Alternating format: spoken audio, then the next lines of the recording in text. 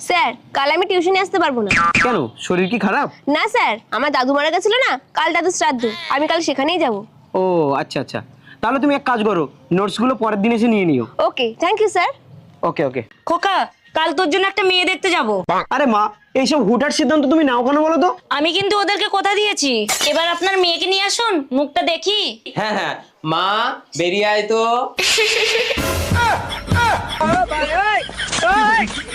ও, এই তাহলে তোমার দাদুর শ্রাদ্ধ? আমার মেয়েটা তো বিয়েতে কিছুতেই রাজি ছিল না, ওকে খুব জোর করে রাজি করিয়েছি। হ্যাঁ হ্যাঁ, সে তো হাড়ে হাড়েই টের পাচ্ছি। মা, এ হলো আমার ছাত্রী। ছাত্রী? হ্যাঁ বাবা, উনি আমার টিউশনের স্যার।